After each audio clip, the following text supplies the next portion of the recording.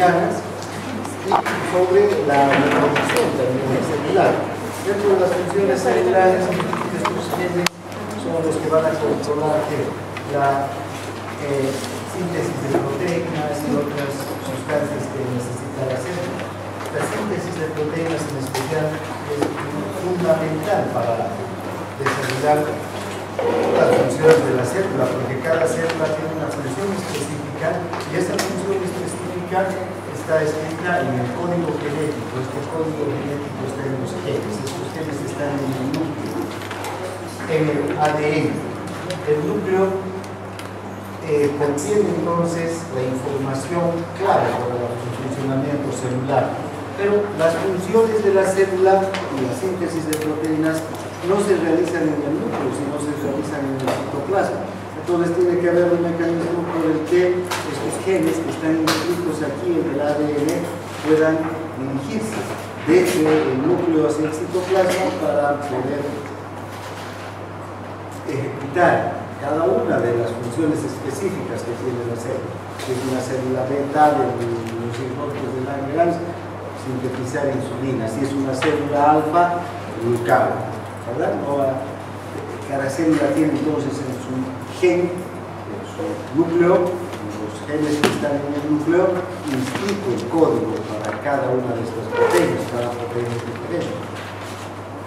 Hemos visto que el ADN está compuesto por dos hebras, ¿es verdad?, que están formadas por fosfatos y por el azúcar desoxirriboso.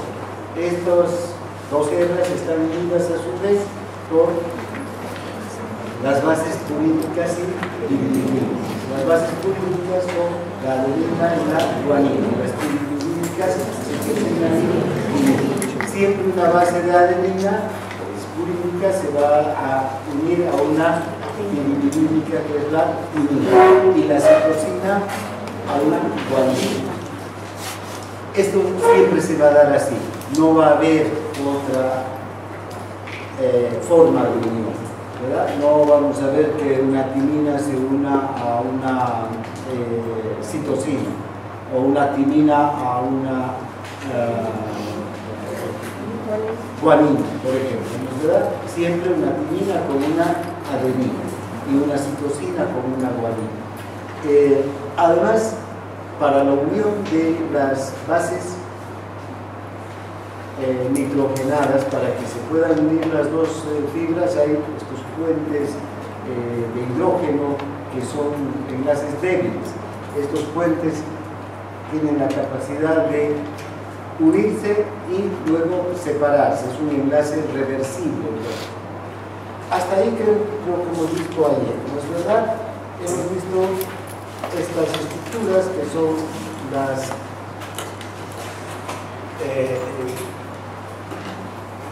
hebras del ADN compuestas, entonces comencé, aquí está una hebra de ADN, aquí que tiene el azúcar desoxirribosa, el fosfato que une las desoxirribosas y cada desoxirribosa unida a una base nitrogenada, ¿no? Estas bases nitrogenadas a su vez se van a unir con otras que están en la otra hebra. Esto ya hemos visto ayer, sí, ¿no? Bien, avanzaremos hasta donde hemos visto. Esto más hemos dicho, que cada hebra unida a la hebra paralela van a formar estos tripletes. Estos tripletes son, digamos, la escritura del código genético.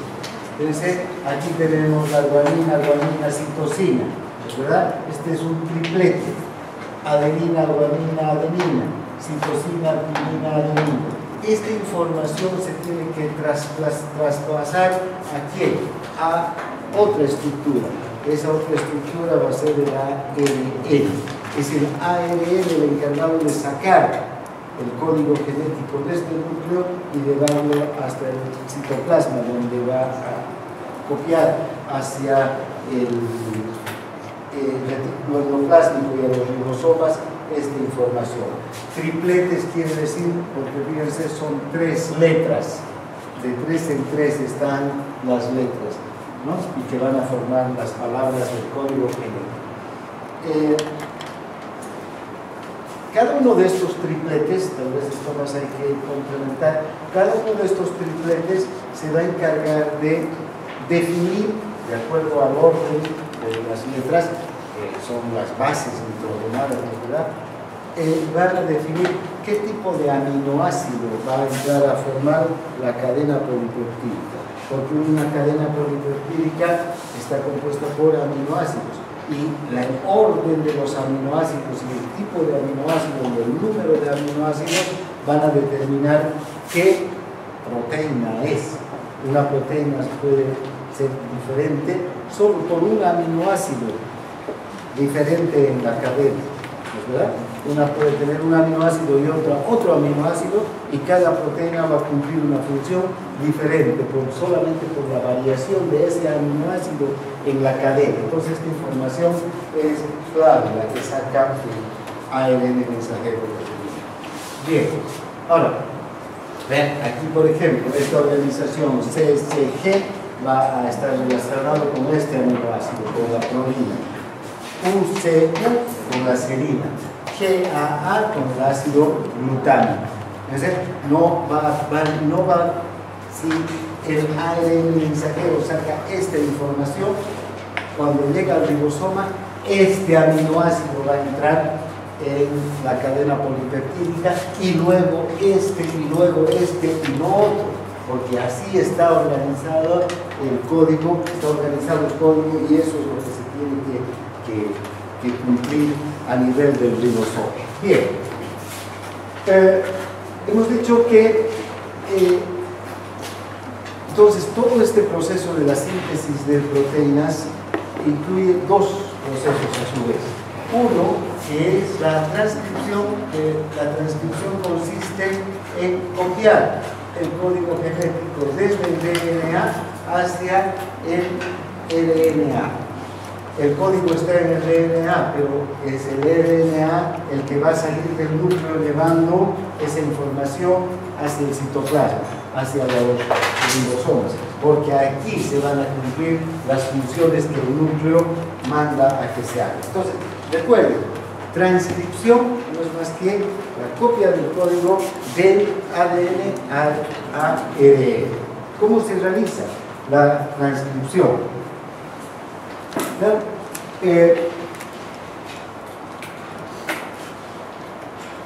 Si aquí tenemos una hebra del DNA, ¿verdad? Esta hebra del DNA tiene otra hebra aquí abajo también de DNA. Si quieren, vamos a copiar guanina, citosina, guanina, citosina, citosina, guanina, adenina, timina, citosina, timina, guanina, adenina y adenina. ¿No es verdad? Bien, fíjense, hemos dicho que estas están unidas por puentes de hidrógeno. Bien, entonces, ¿cómo se realiza esta cosa? En el núcleo hay una enzima que es la ARN polimerasa o la polimerasa del ARN. Esta enzima va a encargarse de reconocer un gen en particular, un gen que se llama el gen promotor. Ese gen promotor es el punto donde empieza un gen y la lectura de un código genético para la síntesis de una proteína en particular. ¿Sí? Entonces, una vez que esta verde es la enzima ARN polimerasa, esta sombra verde que vemos por ejemplo. Esta ARN polimerasa ubica el gen promotor. Si el gen promotor estaba aquí adelante, fíjense, ubica este gen y a partir de este gen empieza a romper los enlaces de hidrógeno y empieza a separar las dos cadenas o las dos hebras del ADN. Esta hebra y esta otra hebra que acabamos de complementar. Entonces esta hebra va desapareciendo, o sea, no va desapareciendo, sino va quedando aquí abajo, ¿no? Guanina, timina, etc. Por aquí. Y esta otra se va yendo por un lado. ¿Y qué ocurre? Al tiempo que se va separando, va creándose otro ácido nucleico, el ARN. Se va formando el ARN. El ARN va a tener ya no la desoxirribosa, sino la ribosa. También va a tener fósforo en C y va a tener también bases purínicas y pirimidínicas. Pero a diferencia del ADN, ya no va a tener timina, sino otra base, el uracilo. ¿Sí? Entonces, recuerden, la adenina siempre va ¿con quién? Con la timina. En este caso, ya no va a ir la timina, sino ¿quién va a ir? El uracilo. Entonces, adenina, uracilo. Donde hay timina, va nomás adenina. Pero donde hay adenina, va uracilo. ¿Se entiende? Entonces, esta enzima, al mismo tiempo que va separando las dos hebras del ADN, está propiciando la formación de este otro nucleótido, el ARN. Y también, como ustedes pueden ver en este punto, ya se ha ido formando de la guanina a la citosina, la guanina, citosina, la citosina, guanina, adenina, timina era la otra hebra, ¿verdad? Ya es la hebra separada. Vamos a borrar esto y entonces ¿qué va a quedar? Uracilo. Guanina, citosina, adenina, uracilo, citosina, timina o guanina. Ahora piensen, la ADN polimerasa lo que hace es, entonces, aprovechar la energía del ATP, porque aquí también se requiere grandes cantidades de ATP, y esta energía del ATP va a hacer que un fósforo, este ATP, pueda unirse a la otra, al azúcar, a esta ribosa. Y entonces, una vez que se produzca aquí la reacción química y se libere un ADP, este fósforo se va a unir aquí, entonces va a formar fósforo, ribosa, ¿con quién? Con la adenina.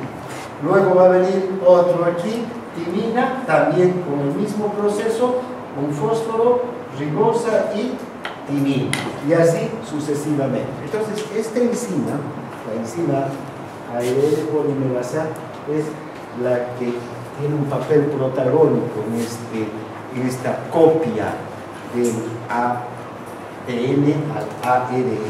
Fíjense, por una parte, entonces, separa las hebras del ADN, rompe el enlace de hidrógeno y inmediatamente empieza a organizar los nucleótidos del ARN, que son nucleótidos muy parecidos con los del ADN. Bueno, varía en que ya no hay desoxirribosa, sino hay ribosa, y en el caso de una base pirimidínica no hay la timina y sí hay el uracilo, nada más. Esas son las variaciones. Entonces, esta es a pasos muy grandes lo que ocurre, ¿no? Podemos ir viendo ya en detalle.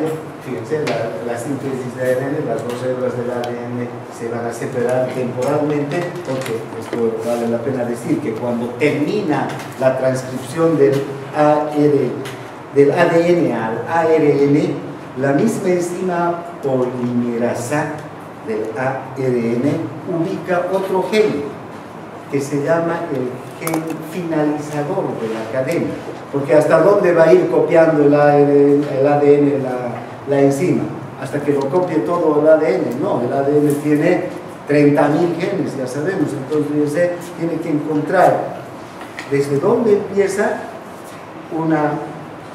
la información para sintetizar una enzima o cualquier proteína, y dónde termina la información referente a esa proteína, ¿no es verdad? Si no, se pondría a copiar todo el ADN. Entonces va a terminar también en un punto y hasta ahí va a actuar la enzima polimerasa. Una vez que ahí termina, se separa el ARN y luego las hebras del ADN vuelven a unirse. Los puentes de hidrógeno, recuerdan, les decía, son enlaces reversibles. Se separan y luego vuelven a unirse. Después, cuando hace falta, se vuelven a separar y se copia otra vez y luego vuelven a unirse. Al finalizar, entonces, así como al iniciar se separan, por eso dice temporalmente, al finalizar se van a volver a unir. Bien, una de las hebras entonces se va a hacer la plantilla y desde aquí se van a ir copiando los tripletes, cada uno de los tripletes hacia el ARN. Si este es el código, este triplete está, este lo llamamos código, ¿no es verdad? Al triplete que se copia, a este triplete que ya está en el ARN, se lo conoce como codón. Ya no es el código, sino es el codón, ese triplete que está siendo copiado desde el ADN hacia el ARN. Estos codones, entonces, en última instancia, van a ser los que van a determinar qué aminoácido entra primero, qué aminoácido entra después, y así sucesivamente al ribosoma para la síntesis de las proteínas. Bueno, lo que ya dijimos hace un momento, que forma el ARN, el ácido fosfórico, el azúcar ribosa, 4 bases nitrogenadas, 2 purínicas, adenina y guanina, y 2 trimilínicas, uracilo y citosina. Estamos viendo que aquí hay la ribosa que sustituye a la desoxirribosa y el uracilo que sustituye a quién, a la timina, ¿no es verdad? Después son nucleótidos que tienen las mismas características, están unidos los fósforos al azúcar ribosa y el azúcar ribosa a la base nitrogenada.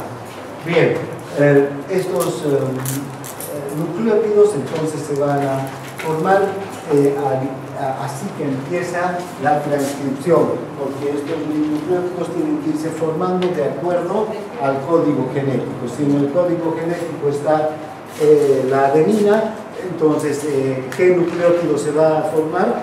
El del uracilo. Y si está la citosina, ¿qué nucleótido se va a formar? De la guanina, ¿verdad? Entonces se van a ir formando. Y bueno, entonces se activa la formación de estos nucleótidos, nos va a activar la enzima ARN polimerasa, la misma enzima que separa las hebras. ¿Hay un orden de lectura? O sea, ¿empieza a leer los carbonos 3 al 5 o del 5 al 3? ¿Cómo? ¿Hay un orden de lectura? Cuando transcribe la polimerasa, empieza a hacer carbono y termina en que Bueno, cuando empieza a leer, lo va a hacer desde un gen, ese gen que se llama gen promotor, que tiene su propio código, es AUG. ¿Ya? Cuando encuentra a ese gen, no tiene nada que ver sino con este gen, con este empieza, y termina con otro gen, el gen que se llama el gen finalizador de la cadena. Entonces, fíjate, ahí, con ese orden empieza a leer. ¿Sí? Bien. Entonces, ahora, la misma enzima que separó las hebras del ADN va a ser la que va a ir formando estos nucleótidos y los va a ir haciendo en relación al código. Ya les digo, si aquí es guanina, entonces aquí será un nucleótido del ARN ya con ribosa y citosina. Si aquí es guanina, bueno, si es citosina, un nucleótido de ARN ¿no? Con ribosa y guanina. Si es adenina, fíjense, ya no va a ser timina, sino un nucleótido del aire, la ribosa aquí, no la desoxirribosa, sino la ribosa y el uracilo, ¿verdad? Entonces va a irse copiando así sucesivamente. Ahora, ¿cómo se forman estos enlaces? Gracias a la energía del ATP. Entonces, para añadir cada nucleótido, aquí estamos observando, para añadir este nucleótido, timina, adenina, se forma este nucleótido, pero para añadirlo, para que este fósforo cree un enlace con esta ribosa, se requiere de la energía del ATP. Aquí el ATP es el que va a ceder, ¿no es verdad?, la energía para que se produzca el enlace, y estos son enlaces bastante fuertes porque son los que van a conformar la cadena. Y toda la transcripción entonces va a estar a cargo de esta ARN polimerasa. La ARN polimerasa tiene la capacidad de encontrar a este centro motor y a cada uno de los tripletes, reconocerlos para que las bases nitrogenadas se organicen con la ribosa de acuerdo a la base nitrogenada del código genético. Es una enzima bastante compleja esta, ¿no? Porque cumple muchas funciones y funciones muy complicadas, porque tiene que reconocer al centro motor, tiene que reconocer la base nitrogenada del ADN y organizar la base nitrogenada complementaria en el ARN que se está formando, en el nucleótido del ARN que se está formando. Esto lo va haciendo desarrollando paso a paso la cadena del ADN. Lo va desarrollando en dos vueltas, hasta que finalmente encuentra al gen terminador, al finalizador, y hasta ahí se copia. Entonces ya el ARN mensajero tiene el mensaje adecuado, ¿no? Hasta que termine. Fíjense, va a llegar, va haciéndose esta copia y va a terminar va a llegar a este gen terminador, y cuando ya se ha formado el ARN y tiene todo el código, se separa a una cosa importante. Además, estas dos hebras, la hebra del ADN con la del ARN, momentáneamente se unen, y también se unen por enlaces de hidrógeno, momentáneamente. Cuando ya ha terminado de copiarse, se rompen también estos enlaces y queda suelta ya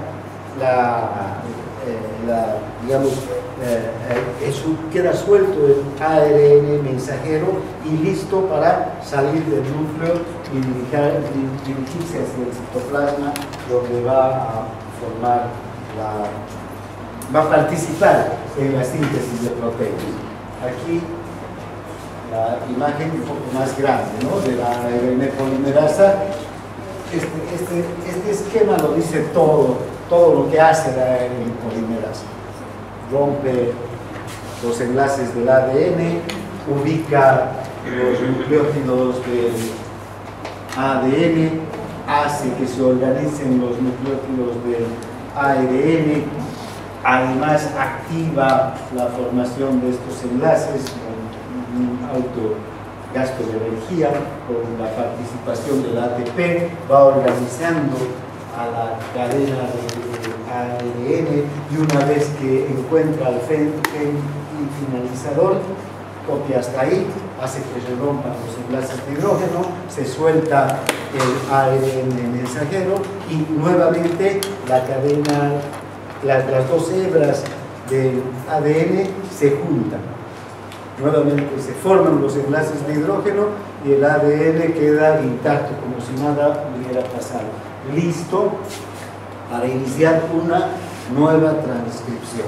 Ese es el proceso de transcripción, ¿no? Se transcribe el código genético al ARN mensajero, a los codores. Recuerden, entonces, Esta es la relación de las bases nitrogenadas que hay entre el ADN y el ARN, donde si en el ADN está la guanina, en el ARN va a estar ¿quién? La citosina. Si en el ARN está la citosina, en el ARN la guanina. Si en el ADN está la adenina, en el ARN el uracilo. Si en el ARN está la timina, en el ARN la adenina. En el ADN nunca va a haber uracilo, ¿verdad? Nunca va a haber uracilo. Y en el ARN nunca va a haber timina. Esas son las diferencias entre estos dos compuestos. Ahora, hemos dicho que se forma el ARN. ¿Cuántos tipos de ARN? ¿Cuántas formas de ARN vamos a tener? Vamos a tener diferentes tipos de ARN. Aquí vamos a ver 4, pero en la actualidad se han encontrado muchos más. En el libro, en la última edición de Guyton, pueden encontrar que hay varios otros tipos de ARN que cumplen. Algunos se saben las funciones que cumplen y otros todavía no se saben qué funciones cumplen con cabalidad. Pero si están ahí, no es por si acaso, ¿no? Porque se olvidó la naturaleza de esos ARNs.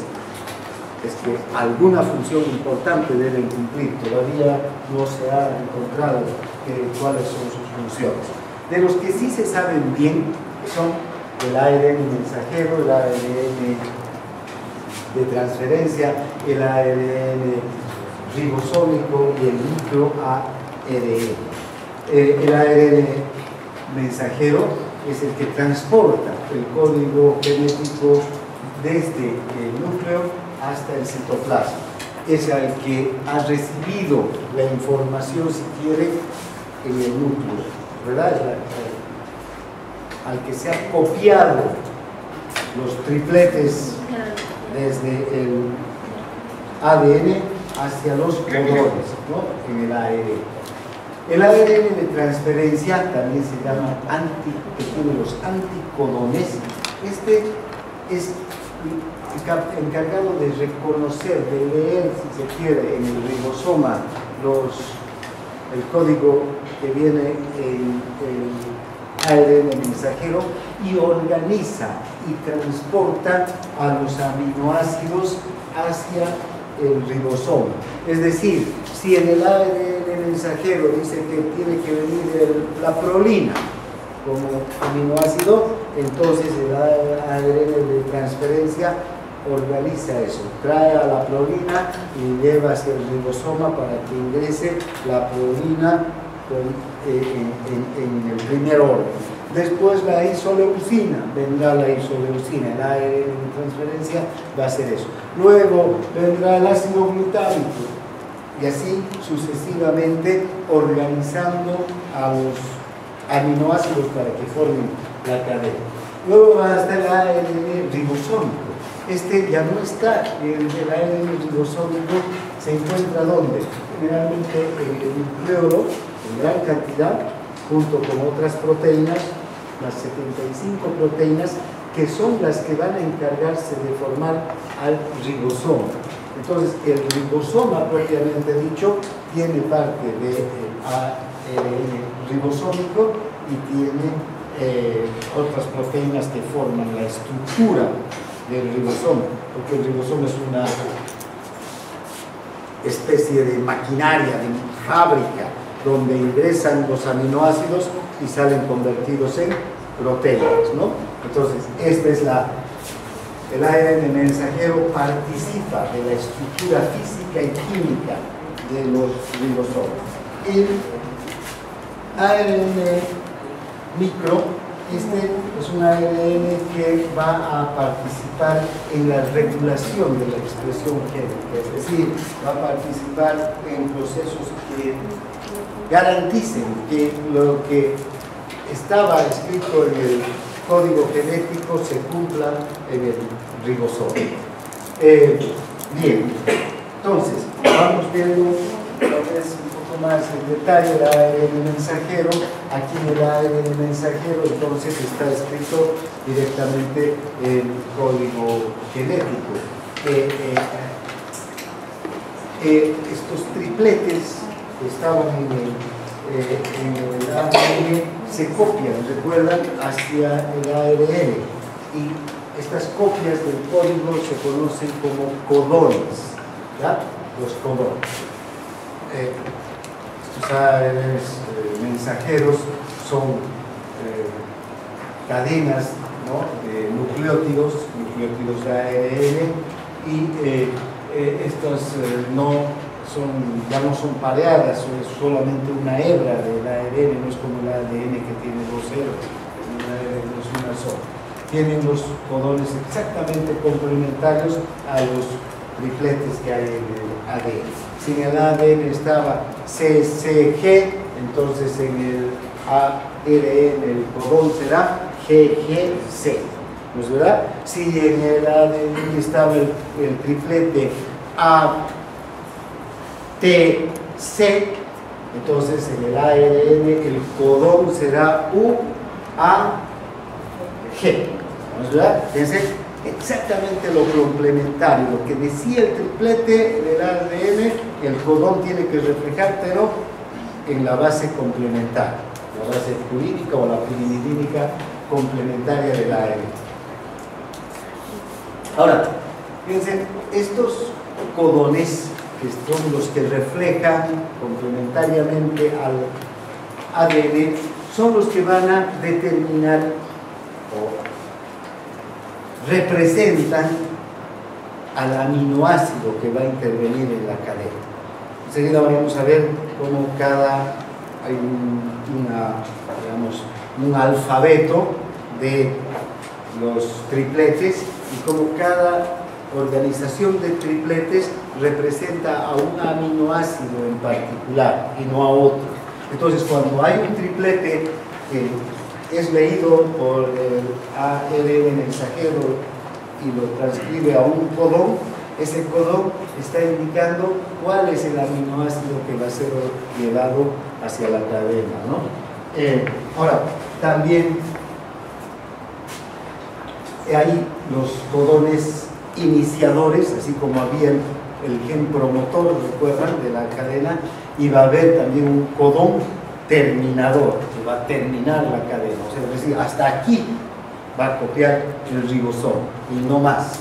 Y entonces, para que sea exactamente el reflejo del ADN que se está copiando. A ver, vamos a avanzar. Este es el cuadro con todos los aminoácidos, los 20 aminoácidos y los codones de ARN. Fíjense, entonces, los codones para el ácido aspartico son GAU y GAC. Para el ácido glutámico, GAA y GAG. O si quieren, para la lisina, AAA, AAG. Para la metionina, AUG. ¿Verdad? Para el triptófano, IgG. Otros van a tener más de un codón, porque representan a más de un triplete. Fíjense, por ejemplo, la serina tiene 1, 2, 3, 4, 5, 6, lo mismo que la leucina o que la arginina, que son los aminoácidos. Si lee este codón, entonces, si este codón está en el ARN mensajero, entonces el ribosoma, ¿qué aminoácido va a disponer? La leucina. Si es este codón, ¿qué aminoácido? La histidina. Y así sucesivamente. ¿Se entiende, no? Esa es la importancia de esta lectura. Y de acuerdo al codón se elige el aminoácido adecuado para la cadena proteica. Y finalmente, hay un inicio de la cadena y un fin de la cadena también, para que se sepa dónde empieza y dónde termina la lectura de ese ARN mensajero y salga la información tal como tiene que ser. Ahora, fíjense, El ARN mensajero no actúa solo. El ARN mensajero es esta cadena, ¿no es verdad? Es esa cadena de ácidos nucleicos que está organizada en codones que llegan directamente hacia el ribosoma. Complementariamente al ARN mensajero está el ARN de transferencia, que se conoce también como los ancodones. Entonces, ¿cuál es la función de este ARN de transferencia? Transferir las moléculas de aminoácidos que son las adecuadas según el código genético que está en el ARN mensajero. Transporta, si quieren, desde el exterior, este es el ribosoma. Los aminoácidos han llegado con la dieta, han pasado la membrana celular y están aquí adentro, ¿es verdad? Entonces tienen que agarrar a los aminoácidos y transportarlos hacia el interior para que se vaya montando la cadena proteica. Eso no hace el ARN mensajero. El ARN mensajero tiene los codones, la lectura, ¿no? del código genético. Quien hace ese trabajo va a ser el ARN de transferencia.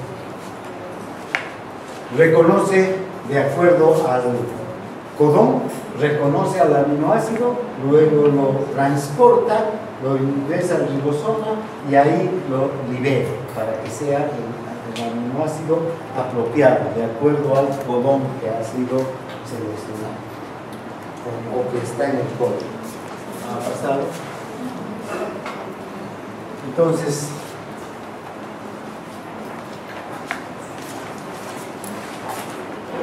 ahora, cada tipo de ADN de transferencia va a ser específico también para cada codón, ¿no?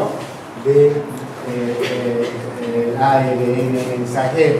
Entonces tenemos diferentes tipos de ARN de transferencia porque cada codón del ARN mensajero va a tener un tipo específico, y ese tipo específico, ¿qué va a hacer? Va a traer un aminoácido específico hacia la cadena. Esto se denomina, por eso las cadenas de transferencia se llama anticodón o anticodones, ¿no? La información que tiene.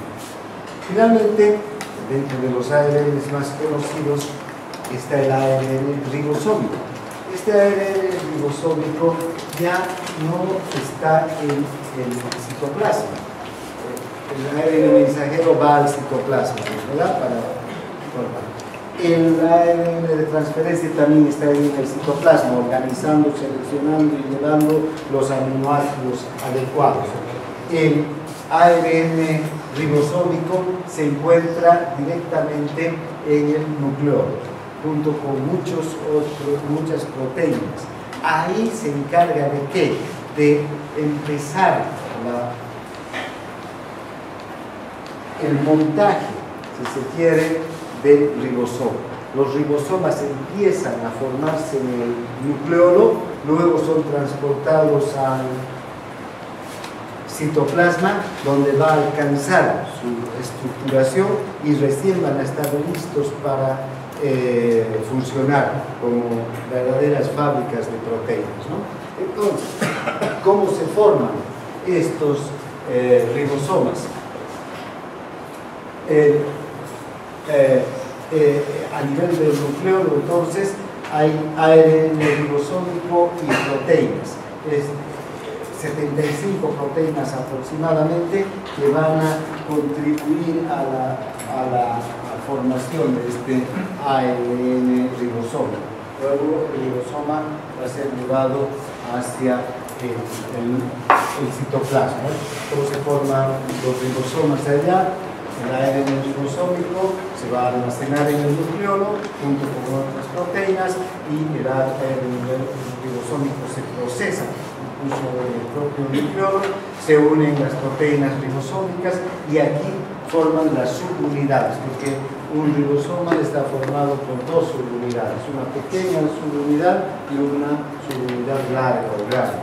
Entonces, las dos subunidades se forman a nivel del nucleolo y una vez que ya están formadas, se van a liberar desde el núcleo hacia el citoplasma. Van a llegar al retículo endoplásmico y ahí ya se van a unir, se van a estructurar y van a madurar, si quieren, ¿no?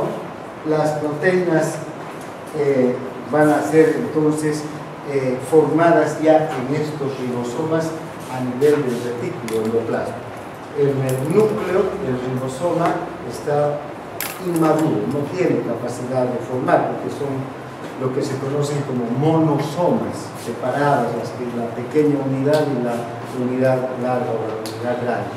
Recién tienen que unirse, madurar y estar listos para la síntesis de proteínas.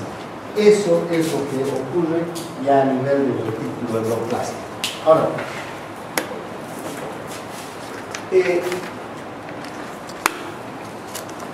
aquí tenemos un grupo de ribosomas y tenemos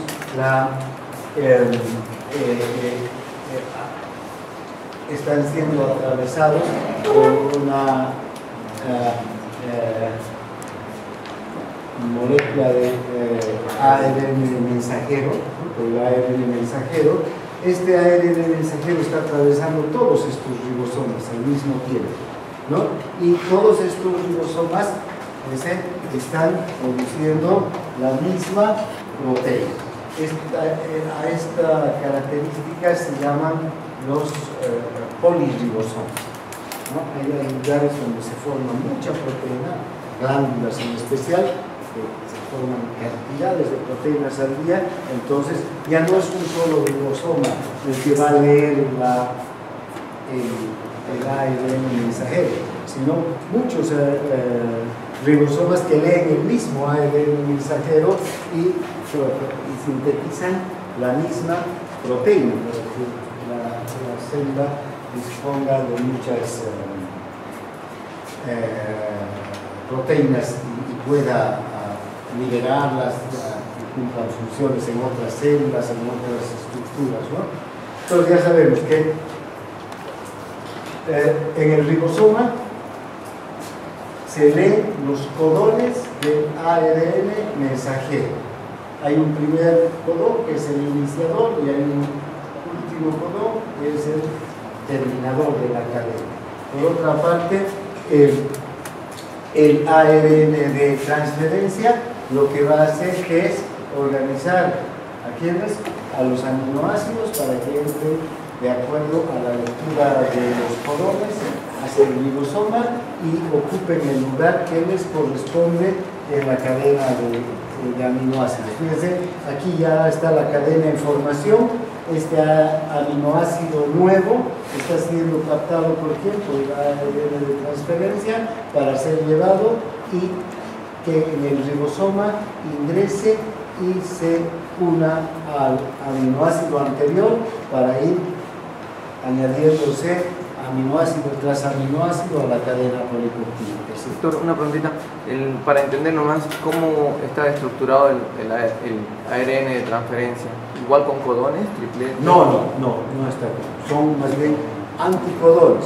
O sea, estos son capaces, el ARN de transferencia es capaz de leer al ARN.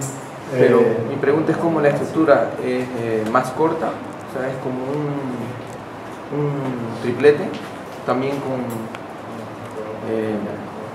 fósforo, ¿cómo está en su estructura? Sí. También, claro, pero no es, también es un ácido nucleico, claro, o sea, es ARN. Fíjate, tiene ribosa, tiene fósforo, tiene todo, claro, es ARN. ¿Y también tiene aminoácidos? No, o sea, perdón, también tiene bases proteínas, pero claro, por eso es ARN. ¿Qué tiene el ARN? Independiente de que este sea el mensajero, el ribosómico, tiene el fósforo, tiene la ribosa, y unido a la ribosa, la base nitrogenada, sea citopurina o uracilo, guanina, ¿verdad? Menos qué cosa, Menos que aminos. Menos triglicéridos, ¿verdad? Después van a seguir siendo ARN, ¿sí? Desde el punto de vista químico, ¿no? Bien, entonces, ahora, y tienen estos la capacidad de leer. ¿Qué hay en el codón? Por eso es el anticodón. El codón, leen al codón y luego ubican el aminoácido que tiene que estar ahí. ¿Sí? También el ARN de transferencia es más pequeño. Más, claro. Fuerte. Precisamente porque solamente va a ir y leer y transportar el aminoácido, ¿fíjate? Ese tiene la capacidad de replicar, si quieres, lo que dice en el codón e ir a buscar el aminoácido adecuado. ¿Para qué? Para traerlo y que ingrese a la cadena polipeptídica, ¿no? Entonces, aquí tenemos unos poliribosomas, lo que les decía hace un momento, muchos ribosomas capaces de fabricar una misma proteína. ¿Por qué? Porque esta proteína se fabrica en grandes cantidades en esa célula, ¿sí? Bien, ahora, ¿cuáles son los pasos químicos de la síntesis proteica? Aquí lo tengo detallado, pero nosotros vamos a ir a este grande que es el que nos permite ir con la secuencia, ¿verdad? Fíjense, ¿cómo se realiza dentro ya del ribosoma? Si este es el, más o menos un ribosoma, es una estructura así, ¿no? Esta es la pequeña unidad, la unidad grande. Vamos a ver que por aquí ingresa el ARN de transferencia. ¿Con quién? Con el aminoácido, y aquí está pasando más abajo. Por aquí el ARN mensajero, ¿no? Con el código, con los tripletes, con los codones. Bien. Ahora, estas reacciones se van a hacer aquí adentro. Primero, disponemos de 20 aminoácidos para su incorporación a las proteínas. Entonces tenemos el aminoácido 1, el aminoácido 2, el 3, el 4, hasta el 20. ¿Vamos?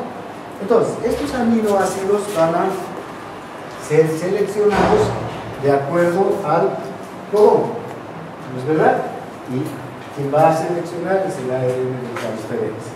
Ahora, fíjense, lo primero que va a ocurrir dentro de ya este metabolismo de formación de las proteínas es que el aminoácido 1, el 2 o el 20, cualquiera de estos, se va a unir al ATP.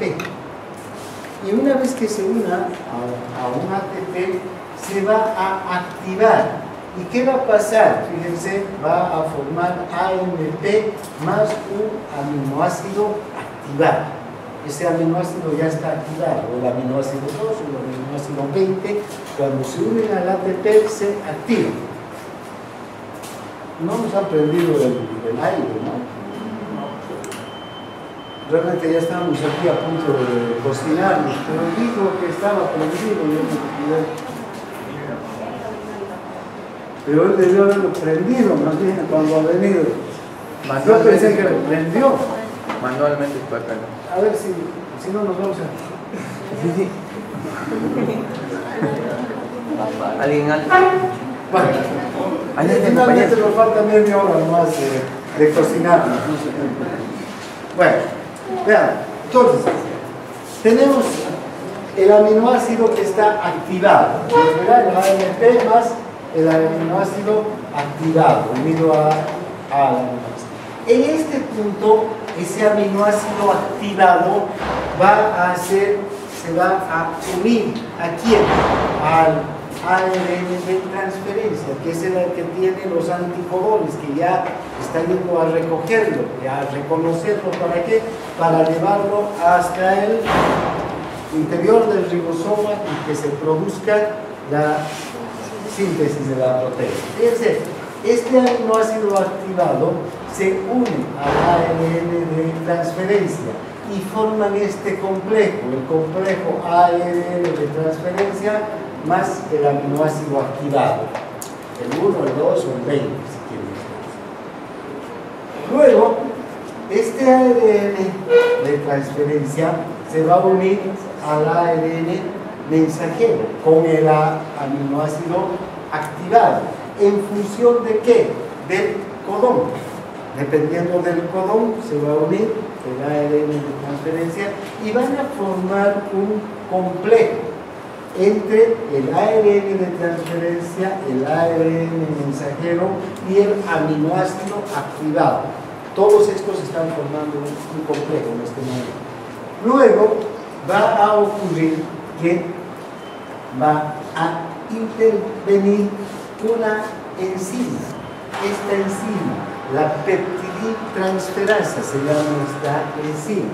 Esta enzima peptidiltransferasa lo que hace es crear un enlace peptídico entre el aminoácido 1 y otro aminoácido que esté en la secuencia, de acuerdo a la secuencia del código genético. El código genético tiene una secuencia que está en los codones, en el ARN mensajero, y el ARN de transferencia está trayendo el aminoácido 1, el 2, el 20, el 15, dependiendo de lo que diga el código, van a ir entrando. Entonces, fíjense, de acuerdo a cómo van ingresando los aminoácidos, esta enzima, la peptidiltransferasa, los empieza a unir. Une el aminoácido 1 con el aminoácido 5, luego con el 3, con el 9, con el 2, el 13, el 20, de acuerdo a cómo han sido incorporados a la cadena. Y es así como se van formando las cadenas proteicas.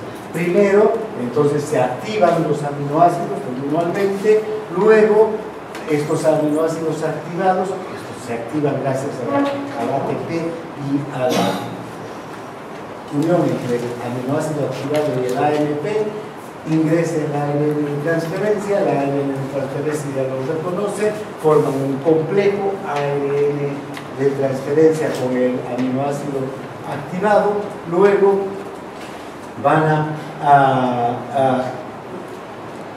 esto se va a sumar el ARN mensajero con los codones y van a formar un complejo ARN mensajero, ARN de transferencia y aminoácido activado. Finalmente, esta enzima, la peptidiltransferasa, les va a formar, va a activar la formación de los enlaces peptídicos. ¿Qué es un enlace peptídico? Es un enlace covalente entre un aminoácido y otro. Y se forman los aminoácidos, la proteína.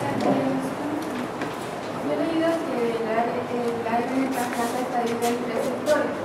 En el primer sector, el anticodón, que depende del aminoácido del segundo, y en el tercero recién se forma el enlace peptídico, la cadena. Claro. Sí, esa secuencia se va a formar. Por eso, fíjate, todo este proceso se va realizando paso a paso, ¿verdad? Con todas las capacidades y las características que tiene la ARN de transferencia. ¿Sí? Bien, ahora fíjense, aquí tenemos las características de los 20 aminoácidos. ¿Qué características tienen estos aminoácidos? Que, por una parte, tienen un extremo, el carboxilo, y otro el amino. Este se llama grupo carboxilo y este el grupo amino. Tienen un hidrógeno y un carbono central, pero este hidrógeno es capaz de unirse a un radical. A este se llama el grupo que va a caracterizar a cada aminoácido. Fíjense, todos tienen la misma estructura roja, menos la parte azul o negra. Esta parte negra es la que está mostrando la estructura química del aminoácido, de cada uno de los aminoácidos, ¿no? Entonces, ahora, ¿cómo se unen los aminoácidos? Este extremo carboxilo se va a unir a este otro aminoácido por el extremo amino, ¿no? Y este es un proceso que se llama condensación, lo van a ver en bioquímica en detalles. La condensación, ¿qué quiere decir? Que fíjense, aquí se va a formar el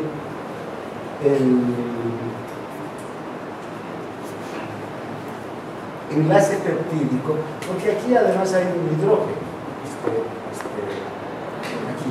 Fíjense. Entonces, ¿qué pasa?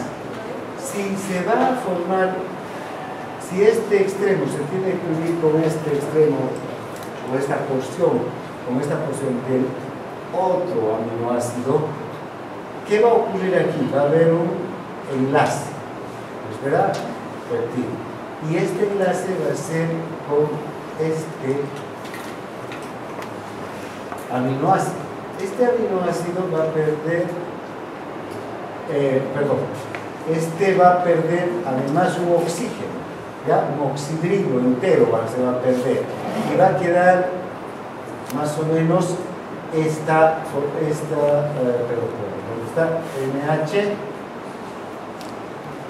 NH2, ¿sí? Y así se va a formar. ¿Qué va a pasar? Este pierde un hidrógeno y este el oxidrilo. Al perder el oxidrilo más el hidrógeno, ¿qué van a formar? Agua. A eso se llama condensación. Al formarse el enlace peptídico, se va a liberar agua. Y cuando se destruye este aminoácido, se va a producir la hidrólisis. ¿Qué quiere decir? Que esta agua va a volver a formar parte de estos aminoácidos. Se rompe el enlace peptídico, aquí vuelve el oxidrilo y aquí este otro lado el hidrógeno, y cada aminoácido vuelve a quedar como antes de haber sido unido. Cuando se produce el enlace peptídico, aquí adentro se va a producir este proceso de la condensación. Se va a liberar de un aminoácido del extremo carboxilo un oxidrilo y del grupo amino un hidrógeno para formar agua, y en ese proceso se forma un enlace peptídico. ¿Qué es un enlace covalente? Un enlace muy fuerte, muy potente, ¿no? No es un enlace fácil de romper, desde luego. Fíjense, se requiere de energía adicional, de enzimas que son capaces de romper ese enlace peptídico, que son las, precisamente, enzimas. ¿Qué enzimas serán?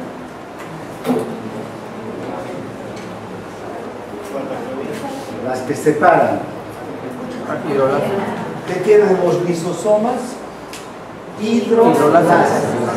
Fíjense, las hidrolasas. Y nosotros tenemos hidrolasas para los péptidos. Por ejemplo, tenemos la pepsina, que está en el estómago, que es capaz de romper el colágeno cuando comemos carne, destruye el colágeno. Es una proteína muy fuerte y empieza a separar al colágeno en moléculas peptídicas más pequeñas, que hace rompe ese enlace peptídico. Luego tenemos en el páncreas la tripsina, la quimiotripsina, otras enzimas que van a romper más enlaces todavía peptídicos y volver los péptidos o los polipéptidos en péptidos más pequeños, en dipéptidos, tripéptidos. Y finalmente, en el propio intestino, en las velocidades del intestino, hay otras enzimas, las peptidasas, que van a romper todos los enlaces peptídicos y van a separarlos a las proteínas en aminoácidos. Y solo como aminoácidos los podemos absorber. Nosotros no absorbemos proteínas enteras en el intestino, sino tenemos que romper estos enlaces que los ribosomas de la vaca, que los ribosomas de los alimentos que consumimos han formado para estructurar su propio tejido. Nosotros estructuramos nuestro propio tejido a partir de destruir esos enlaces, ¿no? Bien, tenemos 20 aminoácidos, 10 son esenciales y 10 son no esenciales. Muy difícil aprenderse los 20 de memoria, pero hay algunas técnicas. Yo he aprendido un mnemotécnico que nos llevaba a fisiología, el profesor de fisiología nos enseñó un mnemotécnico para aprender los aminoácidos. Muy sencillo. Dice: 3 histólogos argentinos metieron en su valija leucocitos fenicios y solo se limitaron a triturar. 3, treonina, histólogos, histidina, argentinos, histidina, metieron metionina, leucocitos, leucina, fenicios, fenilalanina, en su valija, valina. ¿Verdad? Entonces, el neumotécnico, ustedes pueden hacerse también el mismo, pero la cosa es que tienen que aprender para acordarse cuántos son los aminoácidos, cuáles son los aminoácidos, ¿verdad? Porque tantos dicen los aminoácidos, aspartinas, son más. Todos esos. Fíjense, todo eso, entonces, absolutamente todos los aminoácidos tienen esa estructura. El carbono central, el grupo carbonilo y el grupo amino. Carbono central, grupo carbonilo y grupo amino y el radical, ¿no? El grupo radical, que es su propio grupo, es decir, lo que les caracteriza. Entonces, ¿cómo se diferencia químicamente este de este? Si aquí no hay ninguna diferencia. Por esta estructura química. Por esta estructura química. ¿No? ¿Bien? Eso es. Bueno, esto lo vamos a pasar rápidamente. Sí, a ver, todo esto lo he visto en histología y en biología para no quedarnos mucho.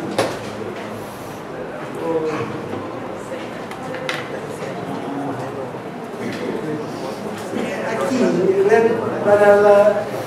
para todo el funcionamiento celular, entonces, para esta transcripción también del código, hay activaciones e inhibiciones. Hay entonces mecanismos que regulan, inhibiendo y otros activando ciertas funciones, ¿verdad? Y estas acciones inhibidoras o activadoras están generalmente controladas por enzimas. Las enzimas son catalizadores de reacciones bioquímicas. Ustedes saben que una reacción bioquímica se podría dar sin la necesidad de una enzima en algunas condiciones, pero esa reacción puede ocurrir en tiempos muy largos. Años podría pasar, siempre que se den algunas condiciones de que se produzca una reacción bioquímica. Una enzima, esa reacción que puede producirse en años, una enzima es capaz de producirla en menos de un segundo. O sea, miren cómo aceleran las reacciones químicas las enzimas. Para eso están las enzimas, ¿no? Para eso se han desarrollado en la naturaleza. Para que reacciones que pueden darse en un tiempo muy largo, o quizá nunca, con la acción de la enzima, se produzca en un segundo, esa reacción, o en minutos. Por ejemplo, la levadura, conocen ustedes, ¿no? La que se usa para el pan. ¿Ya? Si ustedes dejan la masa de harina a que se levante, ¿no? Y se haga grande, pueden dejarlo todo un día o 10 días si quieren, más bien se va a empezar a achicar, ¿no? Pero si tiene levadura, ¿qué ocurre? Inmediatamente esa masa crece. ¿Qué está ocurriendo en el interior de las moléculas de la harina, de los almidones?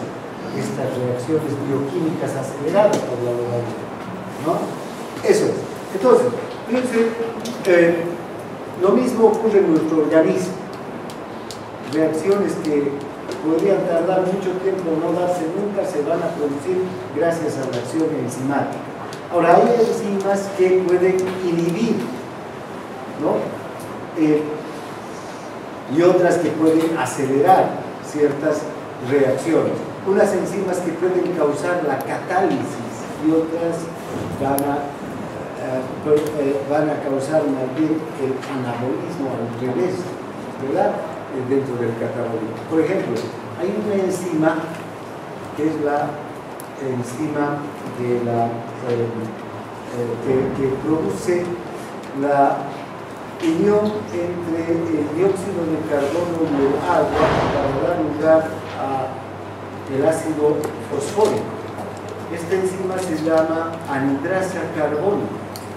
Esta enzima está muy difundida en el organismo, porque cuando se une el agua con el dióxido de carbono, gracias a la anidrasa carbónica, se forma el ácido carbónico. Y el ácido carbónico es un ácido débil que es capaz inmediatamente de ceder un hidrógeno, es decir, de dividirse en un hidrógeno y en bicarbonato. Para la formación del bicarbonato vamos a ver cuántas veces interviene esta enzima. Pero hay otra enzima que hace lo inverso, la anidrasa carbónica inversa, que va a hacer la reacción exactamente inversa. Va a agarrar el ácido carbónico y lo va a dividir. ¿En qué? En agua y dióxido de carbono. Vean qué interesante es este proceso. En la célula se produce el dióxido de carbono. El dióxido de carbono sale de la célula y se dirige a la sangre, entra al eritrocito. En el eritrocito el dióxido de carbono se encuentra con el agua del eritrocito y se combinan gracias a la anidrasa carbónica. Aquí se forma ácido carbónico. Inmediatamente el ácido carbónico va a ceder un hidrógeno y se va a convertir en bicarbonato. El bicarbonato va a salir del eritrocito y va a ser transportado como bicarbonato por la sangre. El hidrógeno se va a unir a la hemoglobina, esa hemoglobina que aquí está vacía porque el oxígeno fue liberado en este punto, donde se recoge el dióxido de carbono. Llegan hasta el alveolo y en el alveolo ocurre lo contrario. El bicarbonato se une a ese hidrógeno para que quede libre la hemoglobina y todo el oxígeno.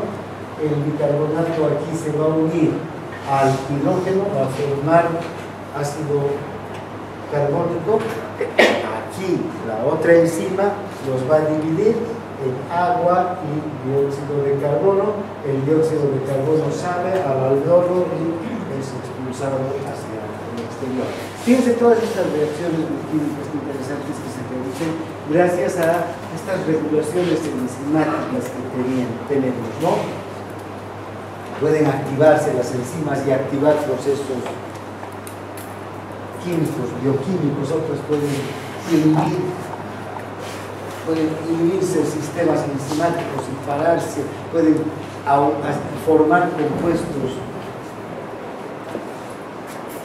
de dos compuestos previos, formar uno, o dividir un compuesto en otros dos o más. Así actúan las enzimas. Ahora, si la enzima se llega a activar para funcionar y a desarrollar una reacción bioquímica, va a necesitar ¿de qué? De el ATP. O sea, las enzimas solas no pueden. O sea, estas reacciones bioquímicas, ¿qué necesitan? Energía. No solamente la enzima, sino también material energético que pueda romper un enlace peptídico, que pueda romper un enlace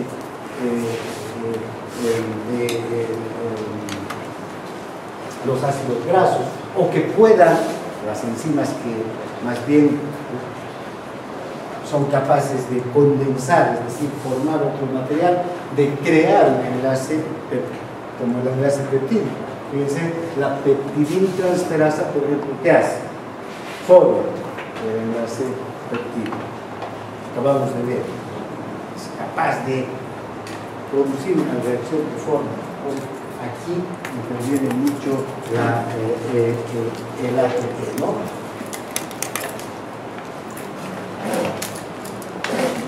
Bien, esto de la control de la reproducción celular no vamos a ver.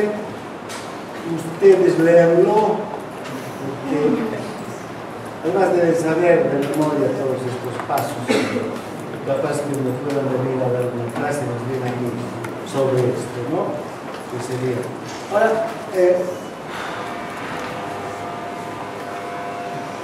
estos dos conceptos aprenderemos, que son importantes y con eso acabamos. Uno es el de la apoptosis o muerte celular programada. La apoptosis no es nada más que la programación por parte de las células de la muerte celular. ¿Para qué? Para que estas células que van a morir, que ya han cumplido su ciclo, no causen ningún daño a las células vecinas. O sea, es el control de la muerte celular, no solamente el control del momento en el que va a morir, sino el cómo se va a desarmar la célula, se va a desestructurar. Porque cuando una célula muere por lisis, es decir, cuando una célula sufre un daño, ¿qué va a pasar? Todo lo que hay dentro de la célula va a salir hacia el espacio extracelular. Y muchas de las sustancias que tiene la célula, y en el momento en el que se produce un daño de la membrana, son sustancias que pueden causar daño al resto de las células, a las células vecinas. De hecho, los lisosomas y los peroxisomas están cargados de enzimas que pueden matar a las otras células, digerir a las otras células cuando éstas se liberan de manera incontrolada, ¿no? Los iones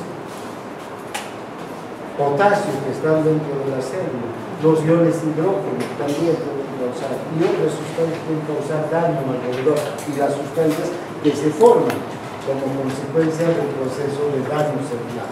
Entonces, si una célula ha cumplido su función, ¿verdad?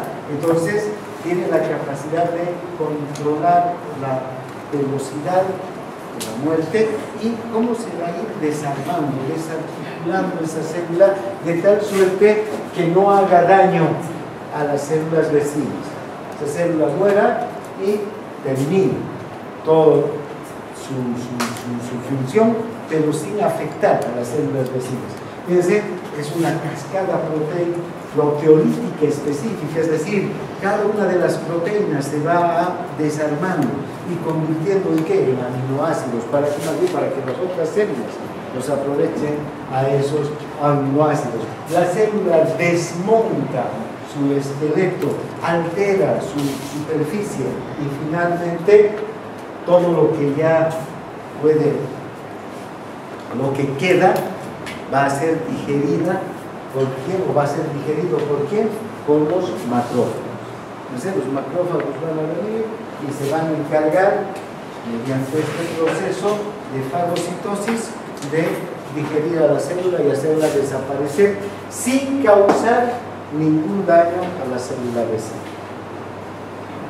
Porque siempre que hay daño de la célula, de una célula, y esta célula muere, puede producir una inflamación que muchas veces, no han visto ustedes, se han pinchado un dedo, ¿no? Es un proceso pequeño, ¿no? Pero al día siguiente está más grande, otro día más grande, después todo el dedo inflamado. Entonces, ¿cómo empieza la inflamación a avanzar y avanzar y avanzar, avanzando célula por célula? De hecho, nosotros tenemos mecanismos, los corticoides, el cortisol actúa frenando el proceso inflamatorio. De hecho, hay estos procesos que impiden que se, desarrolle la inflamación más allá del lugar donde se ha causado el daño. Pero muchas inflamaciones, y al menos si hay una sobreinfección o si hay si persiste el daño, pues ha pasado que si les entra una espina y se rompe la espina y queda la espina dentro, ¿no? La inflamación aumenta y aumenta hasta no sacar el pedacito de la espina y que salga el motivo del daño, ¿no? ¿Verdad? El desencadenante de la inflamación, si no, esta puede continuar. Entonces debe ser que la inflamación, cuando muere una célula, es muy peligrosa para las células vecinas. La apoptosis es la programación de la muerte celular para que no cause ningún daño a las células vecinas. Finalmente está la necrosis. La necrosis es la muerte de una célula cuando hay un daño, consecuencia de un trauma. Aquí sí la célula puede vertir su contenido así violentamente, explotar y mandar todos sus contenidos, proteínas y todo lo que tiene enzimas alrededor y dañar a las células vecinas. La lesión de esa célula puede provocar la lesión de las células vecinas y la muerte también de las células vecinas y así ampliar más y más. Ahora, ¿qué es el cáncer? El cáncer es cuando hay alguna mutación o alguna actividad anormal de los genes que controlan las funciones de crecimiento y mitosis a nivel de las células, ¿no? Estos genes anormales se denominan oncogenes. Ahora, se ha visto que en todas las células hay unos otros genes u otras estructuras que se llaman los anti-oncogenes, que suprimen la acción de los oncogenes específicos, ¿no? Ahora, en algunos casos estos anti-oncogenes no funcionan adecuadamente y puede producirse la mutación del cáncer, ¿no? Ahora, ¿qué factores pueden producir este desencadenamiento del cáncer? Es decir, estas mutaciones en la mitosis, en el crecimiento de la célula. Uno, la radiación, rayos X, las radiaciones. Por ejemplo, si estamos sometidos a descargas de rayos X durante tiempo largo, es probable que nosotros vamos a desarrollar cáncer. Las radiaciones nucleares, por ejemplo, afectan mucho, en especial a la glándula tiroides. Sustancias químicas son cancerígenas. El asbesto se ha visto que es un cancerígeno. El tabaco tiene muchas sustancias químicas que han sido identificadas como cancerígenas. Hay irritantes físicos también que son capaces de producir cáncer. De hecho, pensé esta radiación solar que nos llega cuando no tenemos en los lugares donde no hay capa de ozono, ¿no? Irrita la piel de tal forma que puede producir cáncer. También hay una tendencia hereditaria a tener menos oncogenes o más oncogenes activos que anti-oncogenes, ¿no? Entonces estos anti-oncogenes que eviten la activación de los oncogenes, una tendencia hereditaria en familias, una tendencia a desarrollar algún tipo de cáncer. Y hay algunos virus, por ejemplo, el papilomavirus ha sido relacionado con el cáncer del cuello uterino, ¿verdad? Bien, ahora, ¿qué características tienen estas células cancerosas? Por una parte, no responden a los límites habituales del crecimiento celular. Estas células se multiplican. Nosotros, si necesitamos glóbulos rojos, por decir, porque hemos perdido sangre, se empiezan a producir glóbulos rojos hasta un punto en el que se llega al valor normal por este mecanismo de retroalimentación negativa y se deja de producir el glóbulo rojo. Hasta ahí no se reproducen más glóbulos rojos de los que necesitamos, ¿verdad? Todo lo que necesitamos se produce en la medida que requiere el organismo. Se frena el crecimiento. Ahora, esa es una característica. Estas no responden a esos límites que les ponen los mecanismos de retroalimentación negativa. Por otro lado, son menos adhesivas entre sí que las células normales. Entonces, estas células pueden migrar con facilidad, ¿verdad? Y a otros cánceres, algunas células cancerosas producen factores angiogénicos que provocan crecimiento de vasos sanguíneos, es decir, células que necesitan nutrirse y reproducirse crean sus propios vasos sanguíneos. ¿Para qué? Para que les llegue todo el flujo de sangre necesario. Los tumores hacen esto, por ejemplo, crece un tumor y dice, al crecimiento de ese tumor, ¿qué requiere? Nutrición. ¿Y cómo va a llegar la nutrición? A través de, o sea, crean sus propios vasos sanguíneos estos factores angiogénicos que tienen estos cánceres, son capaces de desarrollarse y de crear nuevos vasos sanguíneos. Bien, hasta aquí llegamos. Nos vemos mañana. La práctica la vamos